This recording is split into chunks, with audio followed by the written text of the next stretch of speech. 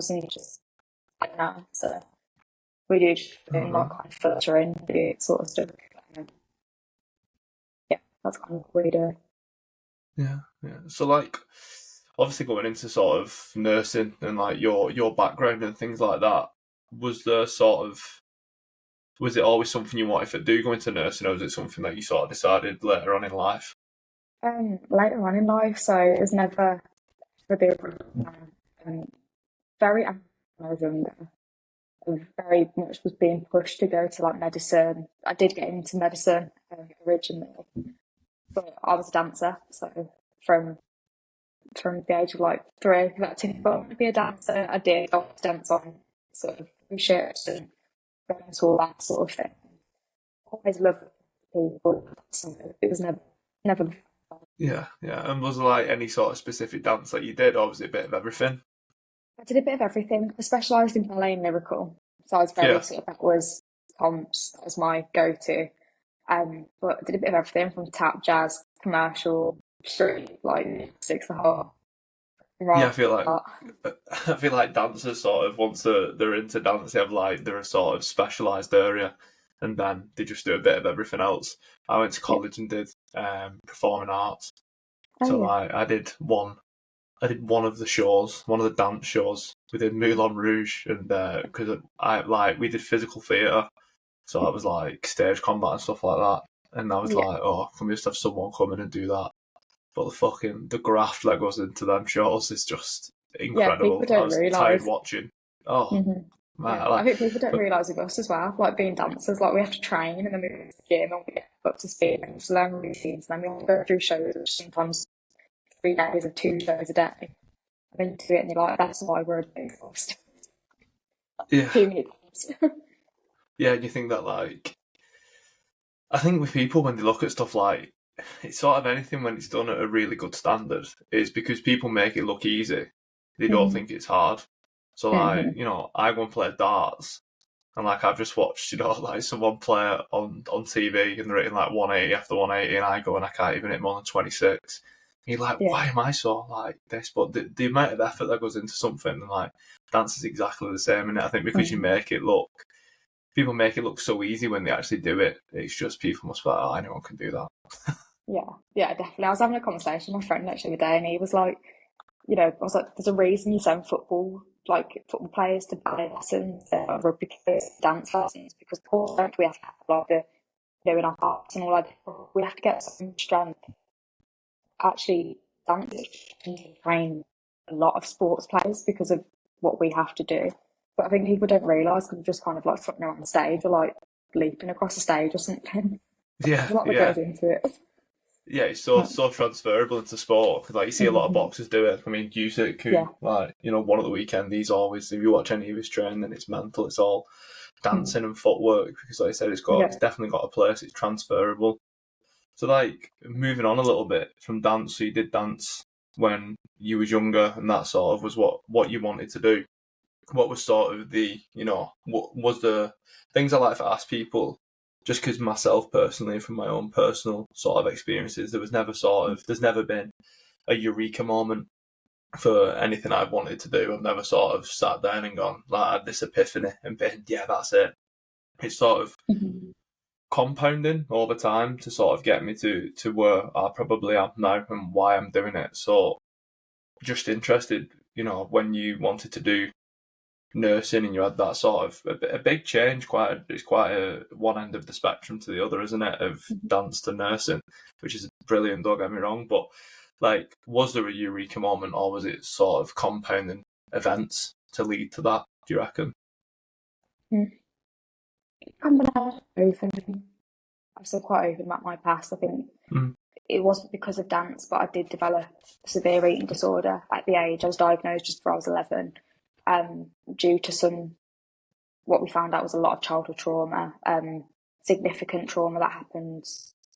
That's connected person in the school when I was there for 10 years, and that made me sort of the disorder thing from the age of 12 to 21. Well, up until just before I started university, I was in hospital a lot.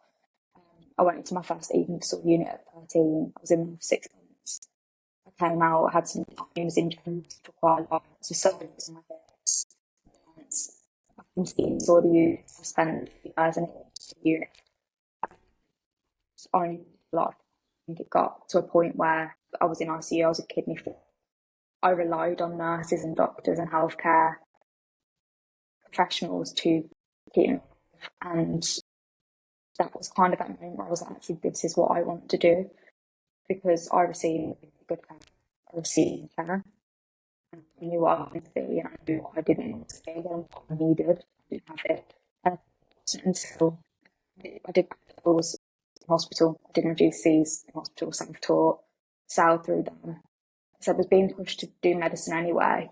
I applied for it, but it wasn't. I don't think it was after until that point when I was about 20, when I was still in hospital, and I was like, I want to be a nurse, because the difference that I've had in life, being here, to look at me, and it's kind of a big moment over a decade. So, yeah, that's why I sort of applied for here and ended up doing nursing. It's been the best thing I've done. It's kind of me realising that's actually where I was meant to be.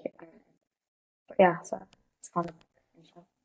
Obviously, thanks for sharing that. And it's probably something we'll get into a little bit later on, just because obviously, probably the first time I've been able to say this, but speaking to someone else who's wrote a book and knows about, sort of navigating that world of self-publishing and doing things like that. And obviously, the 2 books that you have wrote are sort of specific around the eating disorder and your journey from that. And you mentioned about, childhood trauma and stuff.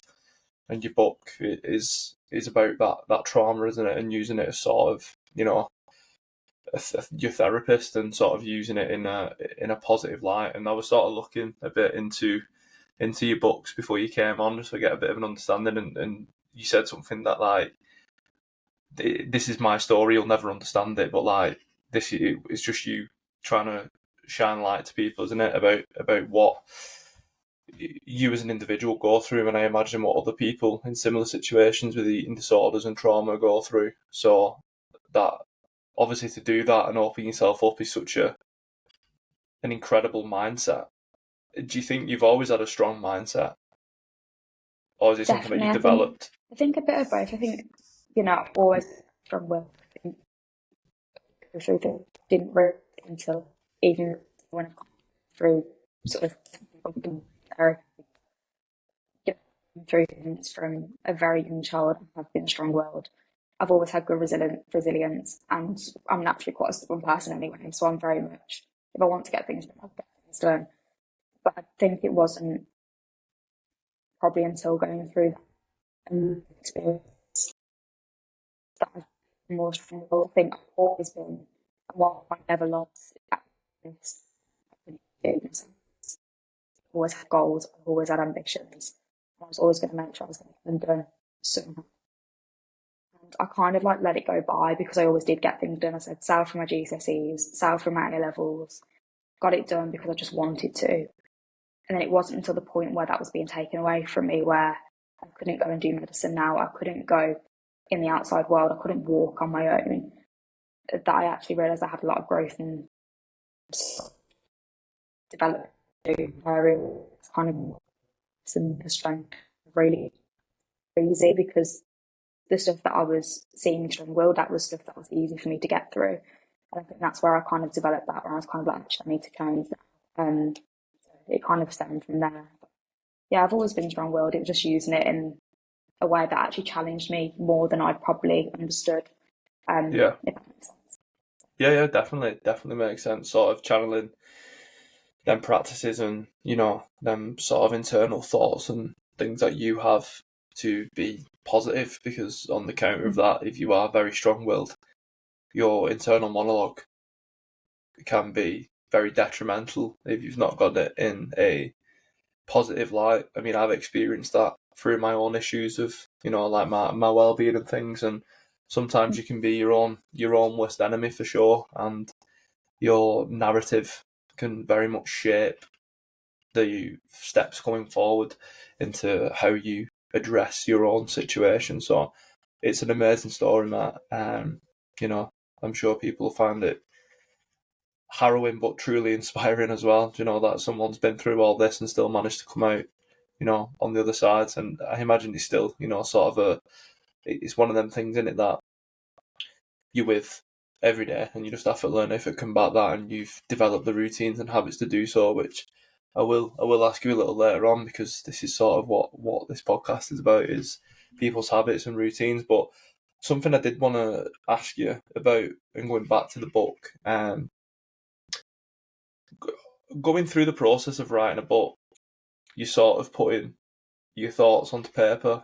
I found things quite cathartic when I was sort of in the middle of doing mine, and obviously stressful as well, because you're trying to release something with a purpose. But how did you find it? How did you feel sort of maybe reliving them situations and putting them onto paper, and then having that idea that, right, well, this now from this point on isn't a private thing. It's now my private thing that's now open to the world. Did you find the process of writing cathartic, or was sort of the little things in the back of your head? I think I did completely. I think I always from the get. I was proud about before I started working from a charity that I did a speech for, saying, will you think about writing a book? You know, in collaboration with us, we'll support you through it. And I was like, it's not the time, because I wasn't ready to sort of. I think I'm very big on processing things and having transparency. At the point for this ready to do. So it's like hospital. I've been very violent, right? To love sort of fruit thing. And I'd started writing anyway. And when I was reading through it, I was like, I can make something of this. And actually, I'm living this story. People see it. People know what I'm going through outwardly, but they don't understand. And I think I always got so angry at the world, because I was like, you're judging me on my weight and what I look like and how I'm acting, but no one understands. And then I said, like, writing became my therapy. I was going through what I was going through as I was writing it with both books. And I think the idea of putting it out there, in a way, was almost me grabbing some power back from my own head, actually going, you're not going to control me anymore. I'm going to tell the whole world the truth. Whoever wants to read this about what you're doing to my, and actually, what's going. That's why I think the title is to my family, was I wanted to understand my eating disorder or eating disorders. I wanted people to understand that you could not understand, and putting that out there was so therapeutic and empowering. But obviously, it's scary when you go in, here are all of my secrets. Here's what I'm going through. I'm still actively struggling with this. And now I'm going to tell you all of those secrets that my head doesn't want to tell you. But doing that was the most empowering and cathartic thing ever. I think with my second book, I think for my therapist and I, that was a little bit more resistant. Obviously, I was talking about something. I think I've always said with my first book, people could see that I had an eating disorder. It wasn't sort of knew the truth. From a secret, no one knew. I actually started writing that before I disclosed my trauma. And I think whilst obviously I had to be a bit wishy-washy with the details because of legal matters, Yeah. putting that out on paper, again, one, it was such a take back of power to that person who had hurt me for so many years, going, you can't stop me, you can't do this. Like, people, even it's over. So, of course, it's so scary. There's so much apprehension when you're going, actually, this was my thing. And now anyone in the world can read it. The benefits from that, to me personally, on a very selfish level, have been what has changed my life. That's how I processed the therapy I was going through. That's how I processed the life. That's how I was transparent with everything. And this will okay. I'm in a process now how I'm going to deal with it and how I'm going to grow from it. And I think those books have been a transformational point in my life, not something I've put out there for other people.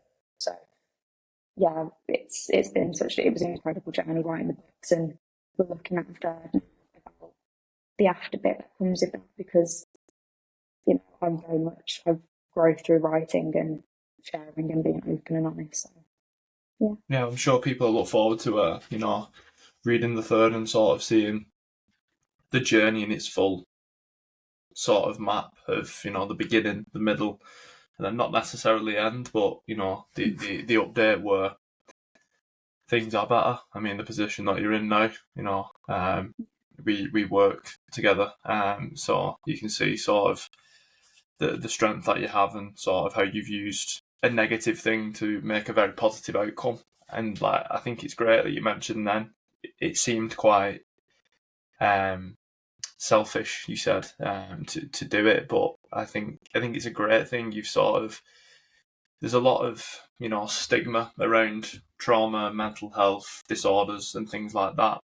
And from my experience with not just myself and other people, there seems to be it's a taboo subject. People are very scared of it, coming to light, and people finding out that they have this, because as much as there has been an improvement in well-being, health, mental health, and things like that over the last maybe 10 years, you've probably seen the biggest impact of it becoming more mainstream. People are still shit scared of admitting that they have an issue, and I reckon that saps a lot of power from people. It makes people feel powerless. So when you regain that control, and you're like, fuck it, I am the author of this journey, this story, pardon the pun, but you regain that control of it then, don't you? It's not something that controls you, you control it.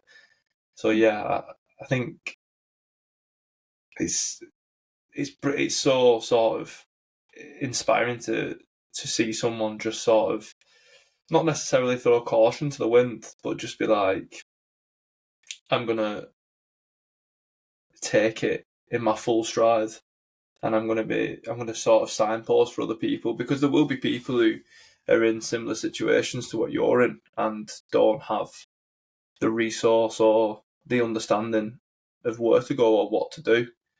So just when you were sort of coming towards, you'd done your A levels, you'd done your GCSEs, and you was like, right, I think it's time to be a nurse.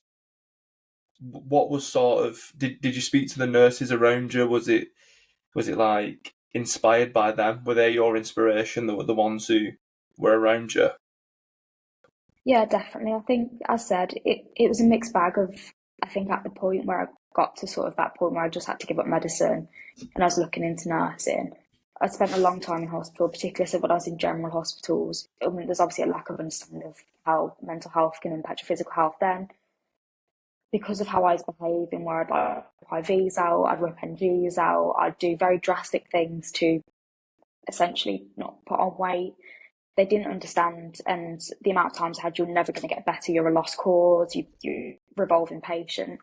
Those were the nurses where I was like, actually, you're exactly what I don't want to be, and we need, this is guided me in that way to actually I want to make change, which I think is quite a running theme with me. I love, it's why I'm so big voice and advocacy, because I know what it's like to be silenced and feel silenced by the people. So gaining that voice back and going, actually, no, this isn't okay.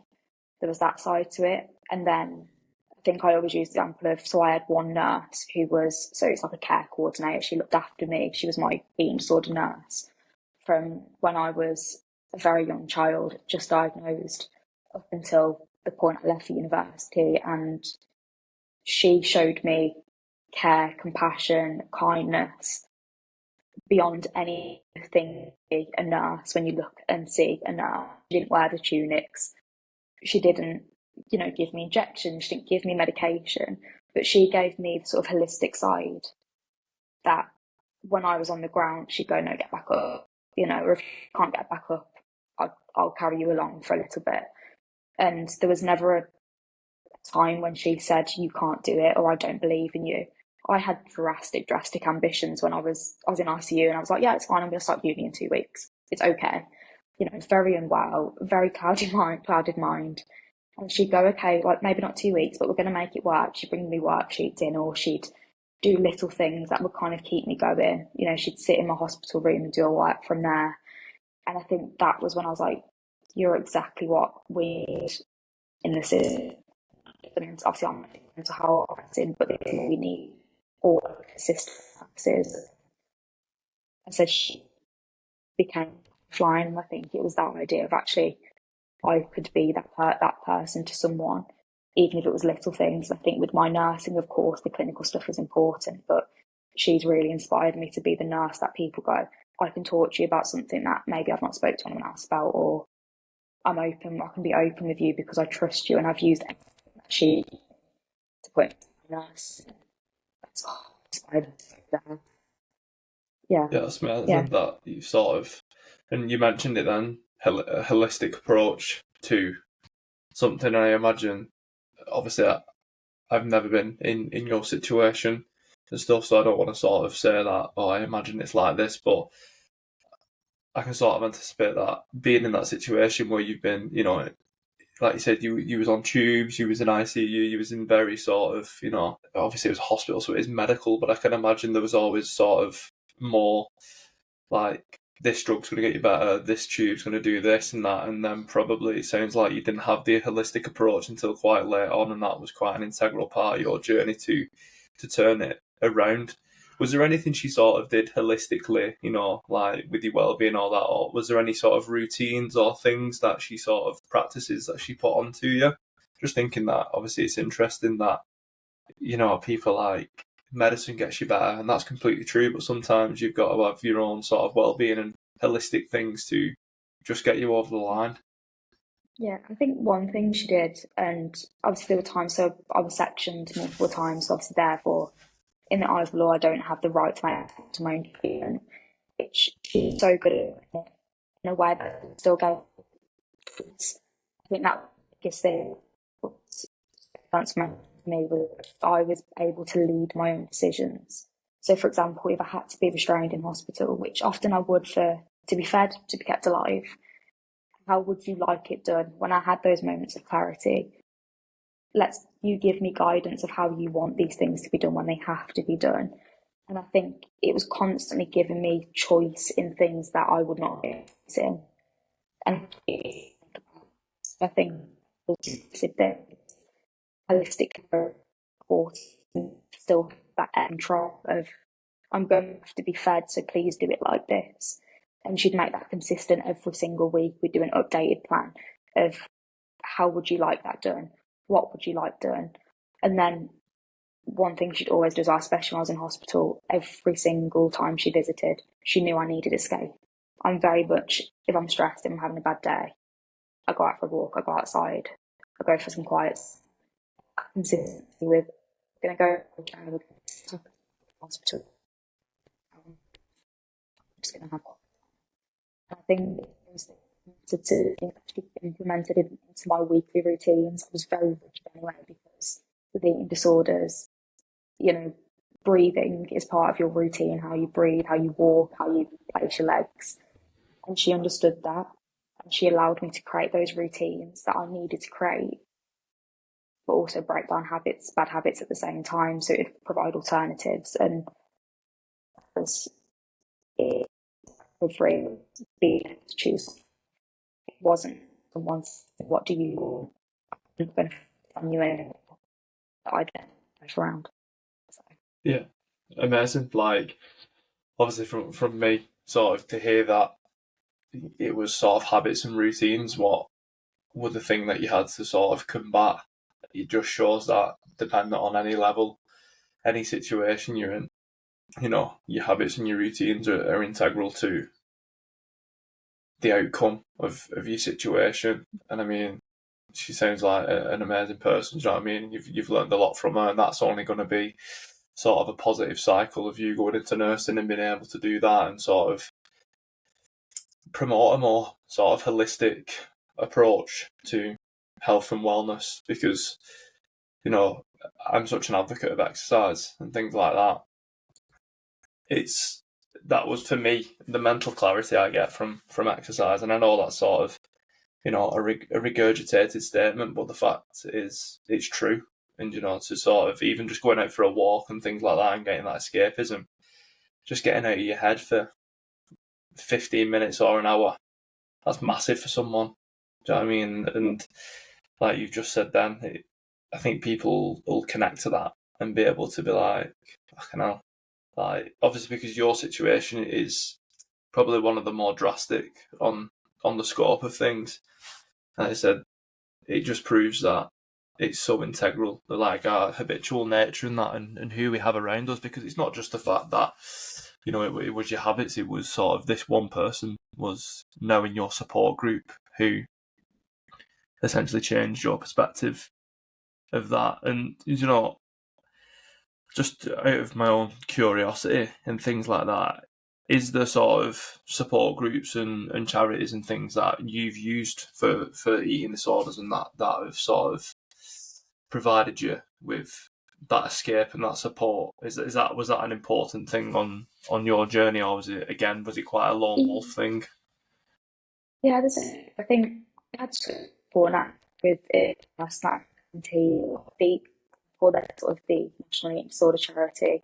They're brilliant. They do groups, they do fundraising, they do online chats, and they're really good at kind of putting things into perspective when, especially when someone's at home or they haven't got a team. Because so I've been very fortunate that I've always had access to. I always I've come I'm not to know very ground to do provide a gap. We can do that escapism in that chat, but we also understand eating disorders a little bit more than the average Joe who don't judge. So they're a really good free charity. They do a lot of work. Literally, you can just type it online. They come up. Shout as well. So I used to be a Shout ambassador. So that's a free online service in Texas that can be about any sort of meant to just down sort of being sort of trauma support. Again, just text them for free. They can either refer you, they can just chat to you, they can provide distractions, different things. So they're really good. And then, of course, I think with trauma stuff like victim support, and there are a lot of different protocols in place that they're really good for.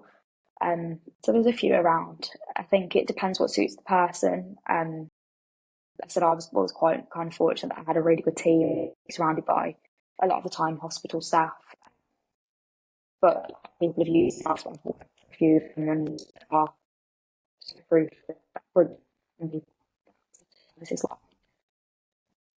Yeah, and so you said you worked with some of these charities. What's that like to sort of see it firsthand from sort of an outside perspective? Do you find you can sort of do people relate with you? Have you ever speak to other people and that? Because I can imagine it's quite, again, people are closed books. They don't necessarily want to open themselves up. People don't have sort of the courage that, not necessarily like what you do. You know, you wrote 2 books about it. You're an open book. Not everybody's like that. Can you can that be frustrating for you? Do you know what I mean? If you're with someone and they're not opening up and things. I know everybody's different, and I'm trying not to sound like a prick, but I say, do you find it frustrating? But how do you navigate that? How do you try and break that down with someone? These charities where people might not be as open to relinquishing that information. Yeah, I think it's hard. I think because I've been through it, and like, me 4 years ago would, well, 4 or 5 years ago would not be saying I'm an open book. I'll talk about anything. My eating disorder and trauma actually thrived on manipulation, lies, deceitfulness, being silenced. So I know, I think when you see someone who's kind of where you've been in a way, you do kind of go, oh, fuck's sake, like, come on, just like say it, I can see it. But Yeah, obviously, yeah. you can't put words into people's mouths, but then you also go, No. actually, I know what it's like to have been there. And it's about kind of making sure that you kind of get in the background of time that there's people I know I'm supportive, where I am, times where you need it. I'm always there in the interim, but it's time. And I think it's different for everyone. I think I've when I wrote the books, I think when I've worked with some of these charities, I've not been in the position that I should have been doing that, or you know, I read my books back now and like I'm so grateful I wrote those books when I did, but the perspective that I had then and what I've learned since about actually those situations are so different because I was so clouded by my judgment of my eating disorder that you reflect back and you're like, actually, the time wasn't right then. I didn't know everything then. I think there's a time for them to it's completely. It's just right time because everything's all in different ways, caused through different reasons. Eating disorder just side effects are very big issues, and much deeper issues most often. And you know, the time for me to recover from my eating disorder was when I disclosed my trauma. And that's when I started being open and honest. So you just kind of have to make sure that you're there for people, despite how much like I can see it. I can just like, come on, like say something. But you also know that even them just reaching out, like I think it's how then last week at the university and just you know, they don't have to talk to me about it, they don't have to say anything, but just putting belief, it shows curiosity and it shows consideration. And I think it's always the first step to change. And I think it's just holding on to that. They're going through the process. For me, it took me 12 years of suffering with an eating disorder. For some people, it might take them 3 weeks, and you've just kind of got to hold on because I know that from speaking to friends and family now, they felt so angry with me because they were waiting for 10 years for me to just, yeah, like this was going on. But, you know, it's just about being there for them when they do that. Yeah, yeah. And that's such a, again, it's very educational for people who don't necessarily know much about it, don't know how to navigate it like myself. So, again, I appreciate you being so open and answering the questions that I'm obviously asking. Something you mentioned then, which stood out to me, which was really interesting, was you mentioned about going back and sort of reading your books and like, is it sort of cringe is probably the wrong word, but you know what I mean? Is it sort of like, oh, why did I say it like that? I think sometimes, I've only just started recently sort of reading them again after, I think obviously I've got a lot going on in terms of relating to some of the stuff that's in those books now. And I remember reading them and it's not been so much cringe, it's been more sort of not sad, but almost like, wow, like you really didn't know what was to come, or you really didn't know what was actually going on. And I think in my first book, I've always said it was caused by dancing, you know, the pressures of dance and a life event that happened when I was a little bit younger. And that's because I hadn't processed the trauma. I was still going through the trauma, I was still actively experiencing it. I was manipulated by this person in my own head that I was like, wow, like that's what that can do to you. That's what sort of extreme, sort of obviously childhood and early adult trauma can do. It can make you believe everything that they're saying. And I think it was almost that grieving for that younger Paige, even though it was only, I think my last book came out 3 years ago this year. So it was only a matter of 3 years ago, but just grieving for that person who was going, actually, I'm so sorry that that's how well you are. That's what you thought. And everything in the book is true for a year later. And I wrote and understanding who I was as a person. You kind of, and then you also want to say to yourself, like, just you wait, like, you won't believe where you are in a year's time and how much you'll understand and know why this is happening. Because I think in the books I do question a lot of things. I don't understand why this happened, or I don't understand where it comes from. And it's like, just you wait, you know, you'll get. So it's a mixed bag. A few things. I think some something sort of other thing is more Yeah. level. Said it was me saying what, and it's like just you wait to see how much this will like all of this processing, all of this trying to work out what the hell is going on in your life right now because of this. So it's a mix. Yeah, I think cringe might have been the wrong word, but yeah, what you said is sort of where I was trying to sort of go with it. Is it very much sounds like you now see the person who wrote that book as sort of a connection of yourself and not necessarily the person who you are now. And I think that just like, I think we're all in a position. I read something the other week. It was like, if you don't look back on something that you did 5 years ago, 3 years ago, and don't feel like, cringe is the wrong word, but you know what I mean? Like, fucking hell, why did I say it like that or do that? It probably shows that you've not grown as a person. So for you to sort of go back and be like, just you were, I wish I'd have said it like this. I wish you'd have known that. It just shows a sort of the trajectory of your journey, that now you can sort of disassociate yourself in a way with the person of that book, with, you know, this stronger, more knowledgeable person, which is amazing. You know, like it's such a cool thing to hear that you've done that, and that's how you sort of progressed so rapidly. Because 3 years is, you know, like I said, you've been, you know, what, 12 to 10, 12 years that you were sort of on this journey. So, you know, to sort of be in a much more positive position in the last 3 years, that's sort of just a fraction, isn't it, of the entirety of it.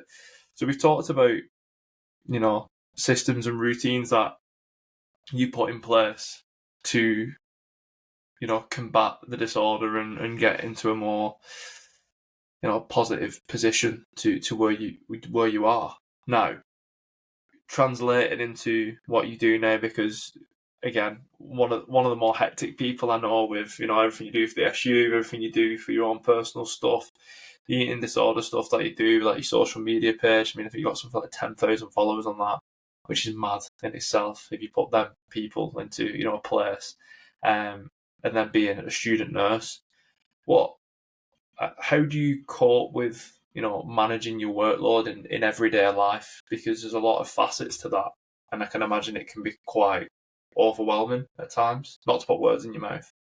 Yeah, no, definitely. I think I've learned the hard way, put it that way. I think I've always been such a doer. Like I've always wanted to be doing. I'm very much. I need to be doing something. I need to be feeling like I'm achieving something. I've always been quite a perfectionist. I think so with academics and stuff. And I think I was having that take. I said I've had an eating since I was very young, but I always seem to do stuff. Everyone used to say to me, like, "Fucking hell, how are you? How are you just doing it? How are you getting all A stars in GCSEs? How are you doing this at your A levels? How are you going to this place and that place and still having fun while being in hospital?" And I was like, I don't know. I just do it. And I think it wasn't until that gap. I think COVID. So my last sort of big admission when I was in ICU was end of 2019 into the sort of start of COVID. And that's when I stopped. I was forced to completely stop. So I'd just been doing obviously done my A levels, and then it was like, you're not going to uni now, you're not doing medicine, you can't walk on your own, you're going to die. Because, you know, my mom was stopping over because it really was a matter of, I didn't know where I was, what I was doing. Mom was having to have discussions about funerals and all sorts of stuff. And it was, I know it's quite a drastic thing to go up. I nearly died to make me stop, like, you know, overworking myself. But it was only until everything got took away from me, and it was like, this is, you are going to die or you change your life. And it wasn't until then that I was like, I need to find this balance and I really need to work for what I want. So I think coming out of that admission where everything had to stop for 2 years anyway because of, I mean, COVID, I was in hospital for the whole of it. I then come out, had this freedom to kind of do whatever I wanted. I moved straight to uni from hospital pretty much. I was like, I'm on my own, I can do all these things. And I kind of filled my cup up way too much. Every single role, opportunity, talk, I did it because I was like, I can now, no one's going to stop me. I'm not sectioned, no one's going to say no. I overworked myself, burnt out completely, and then learnt the hard way. So I had to go from the ground up and was like, actually, I need to get the routine back. When I was in hospital, what worked? Routine, habits. So it was starting from the ground up, making sure I've got a good routine, trying to find a work-life balance. I'm very strict with 1 day off a week where I just don't even look at emails, don't look at anything to do with work or uni or nursing, and have some time with my friends, go and chill. Always make sure I get in the gym because that's my escape. So I think it was just creating a very rigid routine. I've always said you've got your weekday routine. I'm very strict with my sort of Monday to Friday, with the gym, with work, with uni, with placement, whatever it needs to be. And then I have my wind down time because that's what works for me. So I think it was strict routine, but also allowing that flexibility as well, because I think too strict of a routine can kind of almost set you up for failure because I know Yeah, I'm the 100%. person, if I don't do something, because I'm so strict with my routine, I'm like, oh, I failed now, like I'm hopeless, I've fucked it up sort of thing. And Yeah. then I'm less productive because I'm less motivated. So I always make sure I've got my strict sort of 9 till 5, or like usually I go to the gym at 7, so 7 till 5. And then after that, it's like I need to be spontaneous. I need to go, I said I'm going to do an hour of work at 8 p.m. and someone goes, do you want to come for a drink or do you want to get a pizza or something? I'm like, oh, fuck it, like, why not?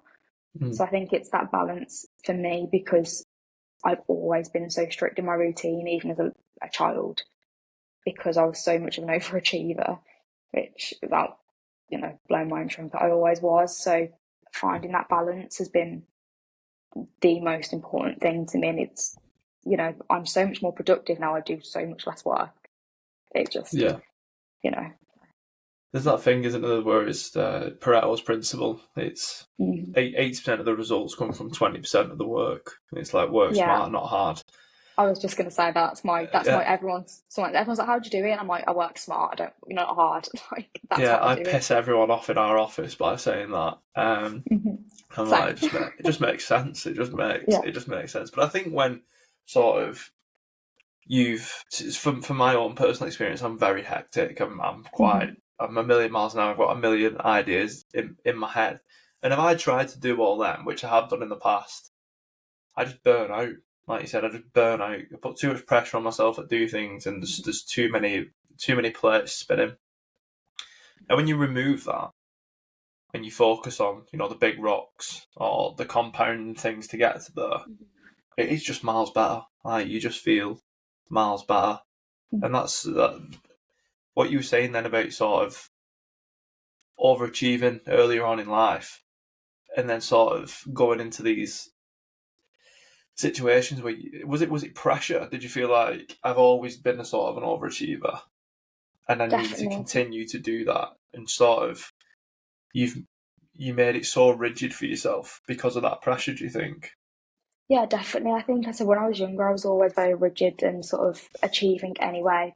Being a dancer from very young, I've quickly got into routines of working out, training, and school and different things. It was just very sort of habitual to me to do that from a young age.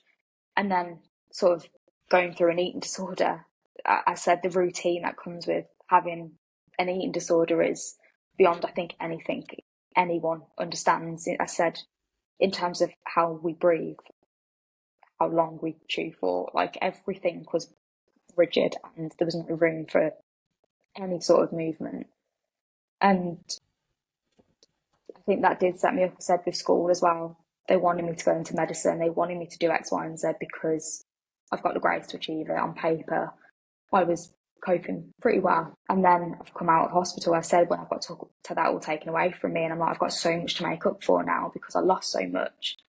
So I've got to achieve. I think my achievement was my way of sort of saying, actually, I'm still doing okay. I'm still well. Look, I can do it. I'm okay. Mm. And that just kind of set me up constantly for being a perfectionist and kind of using that as I must be okay because I'm achieving everything. Like I've got my shit together when Yeah, I like a hadn't net, got my like shit together. It was a cyclical. very good mask. Yeah, yeah. Yeah. That's good. Again, to sort of hear that, I bet there's people who are doing it and don't even realise that they're doing that. Sort of I didn't. masking their own issues by being busy, and that's Mm-hmm. great. People should be busy. I'm a big advocate of, like, having routines. Obviously, having routines in place, habits in place, and sort of planning. But you need that flexibility. If it, Yeah, definitely. if something's so rigid it'll snap, it needs to have some capability to bore. So, like, what is your go-to? I know you mentioned the gym and stuff, but is there anything that you like? If I do this, I know that I'm just going to sort of unwind and chill. Is there anything that you just immediately comes to mind? I think a few things. So the gym's a big thing for me. I think, especially now, I can go back. I think I said I didn't. I was in a wheelchair for 7 months. I lost a lot of strength in every single part of my body. So this sort of, especially sort of say the past 6 months, I've really focused on getting that back. So that's been a big escape for me because I've gone from coming to the gym, used to be a very big gym goer, very, very heavy sort of sport, to not even being able to do 30 pound a leg press. Having that was really sort of therapeutic to see that growth. So I'm seeing it now. So that's always been my biggest escape, especially the past 6 months where I have actively been trying to gain some strength back. But I think other things that I love journaling. That's been a massive part of my life for years now. So I'm very big on that, whether it's guided journals. I have my own kind of little way of journaling. That's always helpful. Writing is, ironically, hated English at school. Love writing. It's like my favourite thing to do. Same. I was shit Yeah, at it as well. So bad yeah, at I it. was just didn't go to lessons, didn't enjoy it, but absolutely love writing. And then things like I love going for drives, just blasting my music, going for drives with a friend, with on my own. Love escapism. I'm very much a, if I'm really stressed in the moment, I just take myself away. I go for a walk, I go for a drive. If it's sunny, I love sitting outside. I think only last week it was obviously dead sunny, and I knew me and a few friends were like, we're really stressed out. We're going to go camping for the weekend. Pitched up a tent in the middle of a field. Fucking brilliant. That's kind of my sort of wind down and escape, is actually just doing nothing but with good company and people who kind of like fill my cup up a lot. Yeah, So I love that as well. yeah, Mentioning people and how they can impact how you feel about yourself. You yeah, know, there's these things that I say, like you're a byproduct of the 5 people that you spend most of your time with. Also, that there is probably an element of truth in that. But it does. I mean, you know, if you're around people that fucking drag you down constantly, tell you can't do this, tell you can't do that, your internal monologue, going back to that again, will just believe that. You know what I mean? So I get community and sort of who you surround, your social environment is definitely a massive factor. I've found that over the years of sort of, how do I put this? Being in sort of, you know, groups and around people and situations, be that work, college, you know, friendship groups, family. You've If you spend enough time with these people, you sort of become a copy of them, and you have to sort of have that mindfulness to be like, is this what I want for the next 3 years? Say it's college or university, or if it's a friendship group or a family, the rest of my life. That you rather need to address it or remove yourself from it. And did you find, was that maybe an element being in sort of, you know, competitive nature, because I imagine it's quite cutthroat dance. If it's anything like it was when I was around it in college, it's brutal. Do you know what I mean? Do you think the sort of, now you found a positive group, can you sort of see that maybe the negative ones in the past that you had, if there was any, again, not putting words in your mouth? yeah, no, definitely. I think I've always said me moving away. I said I come out of hospital. Me moving away up north, so I've obviously come from down south, has been the best thing for me because I could just restart. I've Mm. seen school a dance, like you said, it's very cutthroat. The competition is insane. I was always quite sort of above my age category because I trained from so young and I trained so hard that there was a lot of competition and kind of that unhealthy competition. Um, and then even with school, I've got such a good group of friends, and but my group in school was huge. You know, loads of lads, loads of girls, very toxic. I didn't see it at the time because I was so caught up with being in, like, do you know, everyone says like that group at school? It was Yeah, that group, yeah, and I removed myself from all of that. And I only went home this weekend and actually saw the 4 friends that I can happily say were my, you know, they were the people who filled my cup up. yeah, They were the yeah, friends who I know were lifelong friends who were always there for me for everything. And it was so nice going back and going, actually, this is the people that I now associate myself with. I've lost many people from home and I don't care. There was sort of that. And actually, then coming back up here, I think one of the best things about moving up north was I came with such a clean slate. No one knew me as the girl with the eating disorder. I think with my family, they often still treat me as how I used to be because obviously, understandably, when they've nearly lost the life of their child or friend or relative, they almost still treat me like I'm quite fragile. So I yeah, think, which can be quite difficult when it comes to sort of feeling quite drained and feeling like I'm back in that place. yeah, And I was like, I've worked too hard to go back into that place. Like, you know, can't be asked for that because I will just start going back into that place. So coming up north, coming to uni, people know my past. Obviously, I've got books out, I'm quite open about it, but no one knows me as my past. mm-hmm. And then being able to select those friends who do fill my cup up and don't prejudge me on what they knew me as, who don't pussyfoot around the fact that I used to be ill or things might be triggering for me in terms of trauma, because I'm quite sort of blasé. I'm like quite a dark human person. It's so nice to then go, actually, yeah, you're a good person for me. You don't.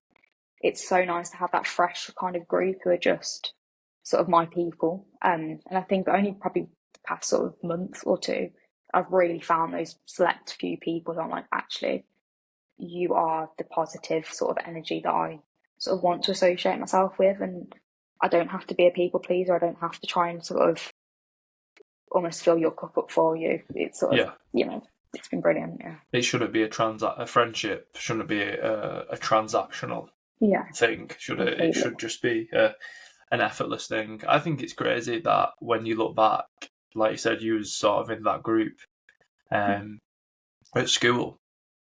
At the time, you cannot think of anything else other than like, God, I can't imagine myself not in this group, not being with these people, not having these people as my friends. And not begrudging anybody or anything. That was probably a part of your life that you've got fond memories of. You can still sort of relate to these people, but it's crazy, isn't it, when you look back and you're like, oh, it's not the end of the world. It's not No, the end of the not at world all. that these people, I'm not as close as I once was, because the 15 people that I was friends with, I've replaced with 2 good friends.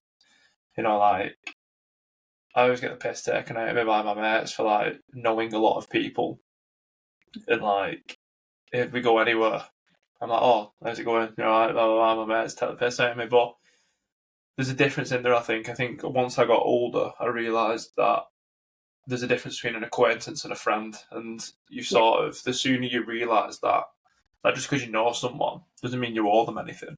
And that was sort of No, my definitely. issue, is that I felt sort of, what's the word I'm looking for? I felt sort of like indebted to someone just because I knew them. Like, if they asked me to do something, I'll do something. Or like help them with it. I was like, oh shit, they're my pal, I better do that. And then in hindsight, I'm like, they weren't my mate, they're just someone, who was willing to do that. But yeah, I think you go on in life and you get older and you realise that you don't need 50 friends. You might need 10. Or, if that, some people don't need 10, some people need 3. And I think it's just being sort of content and finding the right people. And that's definitely, you're very lucky if you do that early in your life, I think. I think I've still got a handful of friends that I've got from school and growing up, but the majority now are sort of people I've met later on in life and probably founded much deeper connections with them now. Like Yeah. probably what you're saying when you were at university and stuff. But I think that's interesting as well that you mentioned about your family sort of treating you in that way of, like pussyfooting around you. Because I know you. We've worked together quite closely for the last few months. You like you said, you don't particularly give a shit. You're quite strong-willed and strong-minded, and like, is that frustrating for you? Do you know, like, I know you've mentioned it, like, but can you combat that? Do you think that's something that you can say, like, look, you're doing this, or is it something that is just they're gonna have to change? Do you know what I mean? Like, how do you navigate not getting frustrated around the perception? I think it's hard. I think sometimes I have got annoyed and been like, just like, look, not why you're not proud of me, but can't you see that I'm okay now? Like I'm doing it, I'm fine.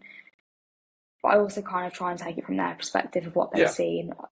So it is hard. I think I'm quite limited. I go home, but I don't spend too much time there. My family are incredible people, like such an incredible family, and even some of my friends. But I'm quite selective. I sort of know when I'm getting to that point where I'm like, okay, mum, I need to go home now. Like I need to come back up north now, just because actually I need to just sort of escape and not be dragged back into that mindset. I think it's not so much about obviously wanting them to change, but almost just accepting that this is how it is. I understand that actually. I understand why their mindset is like this. When I think it's hard for them to process sometimes. I'm like, oh look, I've just been on the NHS website, I've just been on the NHS social media, I've just done this, I've just done that, and they're like, okay, Paige, but when's it gonna crash? What's gonna happen? Are you okay? Have you lost Yeah. weight? And I understand that, but I think I've always been such a big person of watch me. If you don't believe me, then just watch me. My actions Yeah. will kind of be the evidence of what I'm saying to you. And I think I kind of empathise with my family and some of my friends a lot with that, because for so long with my eating disorder, and I was constantly going, I'm going to get better now, I'm getting better, I'm doing well. I got discharged from hospital, and then 2 months later I'm dying and I'm ill and being tube fed again.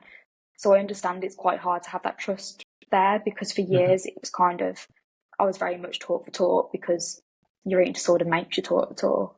Yeah. So I've had to kind of say, actually, the evidence will be in the actions, and you just have to watch me and just ask for your support. And then hopefully in time, you'll go, actually, no, this is real now. Like, this isn't just a phase. This isn't just the honeymoon period. Yeah, the proof's in the And I think they're pudding. getting there. Yeah, exactly. The proof is in the pudding. So I've just kind of said to them, actually, like, I'll show you. Like, I think it's more motivation for some people who have always gone, you're never going to make it. You'll always end up back in an eating disorder unit, or failing this or failing that.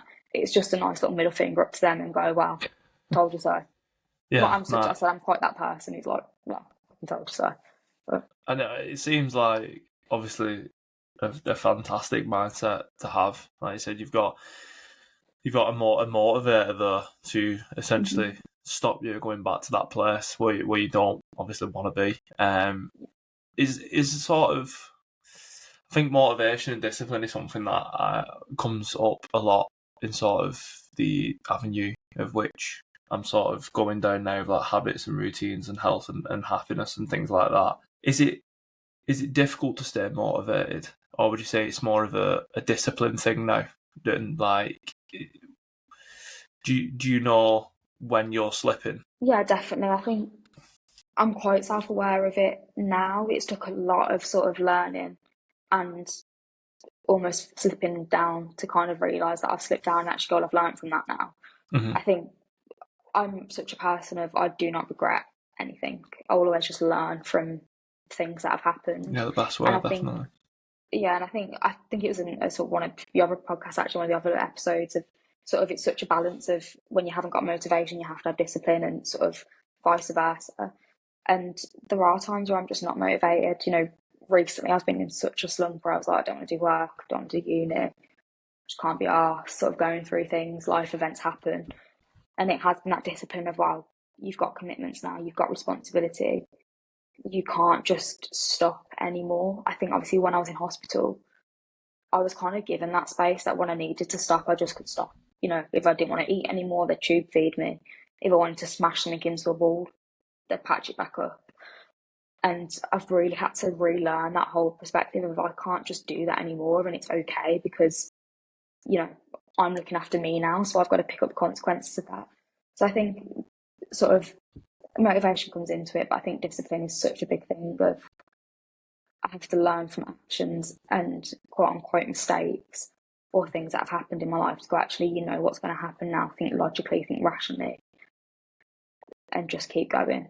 And then the motivation comes when you start reaping the benefits of just being disciplined. I think when you see the sort of outcome of being disciplined, whether it's a couple of weeks, a couple of days, you kind of go, actually, that's worth it. And like, how motivating is that to say, I was really low and I still kept going, and now look at where I've got to because of that. So I think that's sort of my headspace. So. Yeah, definitely. Like you said, then sort of, even when you're going through a shit scenario and you just turn up, discipline just keeps you turning up. You know, you don't want to do it, you just, but you know you have to. And yet you see some like yields from that, some positivity. That is such a, you know, internal motivator to be like, fucking hell, imagine what I can do if I'm feeling good, if I'm doing this, if I'm doing that. And I think obviously there's two types of motivation. Well, there's more types, but the main types are external and internal, aren't they? And sometimes you definitely need extrinsic motivation, but you need that intrinsic more than anything, I think. I think you need to be able to fuel your own fire.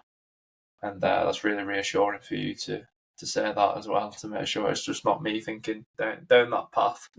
So we've talked about, you know, routines, habits a lot, as well as sort of combating your eating disorder, and how that has helped him improve you. You said now you're a bit older and you sort of up north. You're sort of in control now. You're the pilot, aren't you? There's no one sort of telling you what to do. So from like, hopefully maybe there'll be other students listening to this and people who have, in similar situations to where you are now, jobs, degrees, things like that. Some of them might even have things, they don't want to disclose and struggle with. But from sort of your perspective as a student, what would be the top 3 habits or routine that you would advise to people in just a general similar situation to yourself to maintain that everyday life? Is there 3 things that you could sort of pick out that you do that you think are these are what keep me sort of on the upward trajectory? I think a big one for me, and obviously from a background of someone who didn't eat solid food for years, looking after my nutrition and hydration has been the biggest thing in my routine. I know I have to have 3 meals a day now. Of course, I'm quite used to having that sort of stuff anyway, whether it's feed or not. But when I fueled my own body with proper food, I meal prep a lot because that obviously time wise keeps me sort of, it helps me sort of space it out a little bit more. But food, hydration, always having a bottle of water on me and just keeping that up has been such an integral part of my routine, because when you're eating well, you're drinking well, you're having enough, not just doing what I used to do and just drink litres of coffee and nothing else.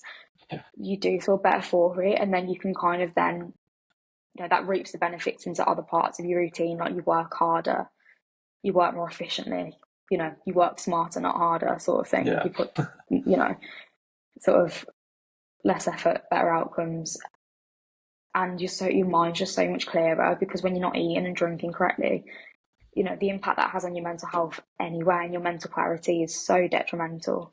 So I think that's a massive thing in my routine, especially for students. Meal prep, like take an hour out of your Sunday just to, it can be anything. I'm a massive fan of like pasta salads and couscous and like rice and different things. Like, it's easy stuff that you can just whip up, and you've got 3-4 days worth there. So I think that's a massive thing. And I think another thing that I do every single day is a to-do list. It can be so simple, whether it's I need to put the washing in or just make sure I make my bed in the morning. Always a big thing, and part of my routine, make your bed in the morning, because once that bed's made, I'm kind of like, got my shit together, I'm out of bed now, I've got to get going. Yeah. So I think to-do list, because you can kind of then see your progress. I'm quite a visual sort of learner. I love seeing things. So when you're ticking off a to-do list, you can kind of go, yeah, I'm doing all right, like, Yeah. That's sense got of 4 things reward, ticked isn't it? off in the, yeah, exactly. Yeah. So I think that's a massive thing, do a to-do list, just because it can be even on your day off, like as said, even if it's going out with your mates, like you've gone out for an hour with your friends, tick that off, like you've done it.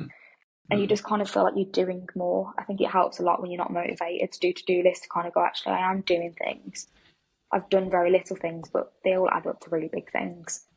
And then lastly, and I think it is just finding balance in the routine. I think routine is so important. I love having routine, but it's having flexibility within routine.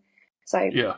I said, even in your routine, your 5 to 8 p.m. is doing something you enjoy.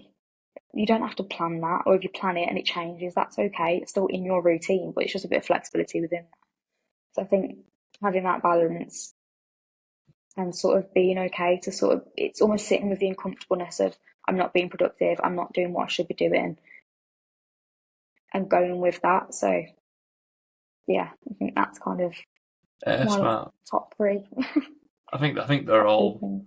super important, and especially for students. I've worked in a university now in universities now since 2015, and the first thing you said, the nutrition and sort of hydration. I mean, I'm not perfect, and I don't tend to be, but if you walk on a campus of a university, there is definitely a trait, isn't there, of like you walk into like the library or anything like that, and it's very rare you see a water bottle. It's all like fucking Monsters or Red Bull and shit like that. Yeah. Which have the place. I'm not saying I don't drink them and things like that, but yeah, it's crazy, isn't it? And I think people go for cheap and convenient rather than spending a little bit more and meal prepping and having something nutritious. And there is such a difference. especially hydration's a big one. I started to try and drink water before I have a coffee in the morning to sort of not feel like I'm just like vibrating through the morning because I'm just absolutely off my fucking head on caffeine because I've had nothing else for 10 hours and the first thing I'm putting into my body is coffee. But yeah, that's a good one. And then obviously with the routine aspect of things, I think you're completely right. I think you need to sort of not be worried about breaking your routine because you have that negative effect then that if you're like, oh shit, I didn't go out and do my dinner time walk, which I've done every day, and then you can chastise yourself for that then and then create a negative relationship with it. And then instead of it being something you enjoy, it's actually something you don't like anymore, and now you're just instilling something into your daily life that you're starting to resent, and that's just going to have a knock-on effect, isn't it, as to how you feel generally. It won't be something you get relief from. So yeah, flexibility in your routine is a fantastic one. You mentioned journaling before as well, and you mentioned making your bed. Now that's come up. Journaling's come up now in every episode that I've done about being a positive thing, and the second time someone said make your bed. So it's cool. It's sort of my idea of why I did this podcast is sort of coming to light now because we're sort of seeing that although everyone's very different and the guests that I've had are all from different, aspects of life and different scenarios, is that we all have things that we do that are similar regardless of our situations and stuff. But yeah, that's pretty cool. The one thing that I always try and finish off on is what habit or routine would you love to introduce, or is there a habit or a routine that you stopped doing that you'd love to reintroduce again into your life? I think one big thing that at the moment I'm trying to work on, I spoke a lot about work-life balance, but is introducing that kind of more sort of flexible time of going, actually, we want to go camping this weekend, so fuck everything else, we're going to go put a tent up. I said last night, I was like, do you know what? I've got all these things that I need to be doing, I feel like I should be doing, but actually I just want to grab a pizza with my mate and chill and watch a film. And it's just sort of very similar to what we've been saying, actually allowing myself to kind of break down my own barriers where I'm like, oh, like, I should be doing this, I should be doing that. But like you said, I think when you kind of do that, it becomes a chore and I don't enjoy it anymore. Recently I've been needing a lot in. I've just been needing to have a little bit more sleep. But I'm not up at 6 to go to the gym, beating myself up about it. Like, oh, fucked it up now, I'm never going to make progress. And it's like today, I was like, I got up a bit later, I'm just going to go after lunch. Like, it's okay. And I think it was kind of just reintroducing that bit of sort of flexibility and not allowing myself to feel like a failure for not always getting things right. So I think that, and then I think we just spoke about it, drinking more water has been a massive thing for me. Yeah. Typical healthcare student, live off fucking coffee. Yeah. Not great. I think I watched another episode and they said about sort of drinking some water before some caffeine. And I was like, this morning, I was like, I'm just going to put my cup of water and I'm not going to touch that coffee until I've drank that water. So, from that episode, I was like, actually, I need to be doing that. So I think that's another big thing, just because I know how much water does impact everything. Just having massive, a drink, isn't it? Yeah. I said coffee and Red Bull and Monsters do have their place, like 100%. But maybe with a little bit of water added in. So I'm trying to reintroduce that a little bit, and reading as well. I think that's another thing. Personally, to me, is something for enjoyment, doing something for enjoyment. Because I think with books, I have to read academic books. I have to read something relevant to my course or my job or whatever. But obviously, I've just got your book to read. So like, actually, I'm just going to read that. That's enjoyment. Like, I'm going to do that. So I'm making sure I dedicate at least 15 minutes a day just to read for enjoyment. Or do something that's like a passion project. So like monumental, my mental health and men stuff.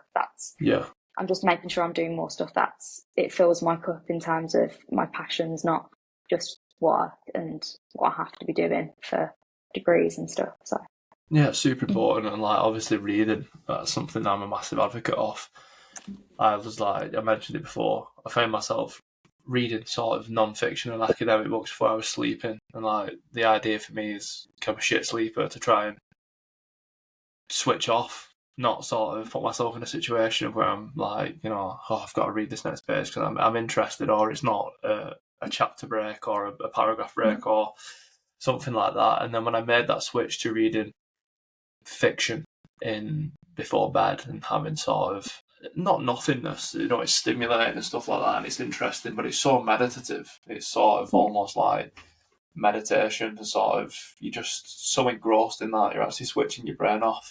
So yeah, reading is a massive one for me. But yeah, before we go, do you want to tell people where they can find you, where they can find your book, a bit more about you, like your social media and stuff like that? Yeah, so my socials is at the next page with 2 underscores. All sort of links to my books and different things that I've done are on there. Book was on Amazon. It's kind of faded out a little bit now. It's been a few years, but you can still get it on Amazon. You can get it through my socials.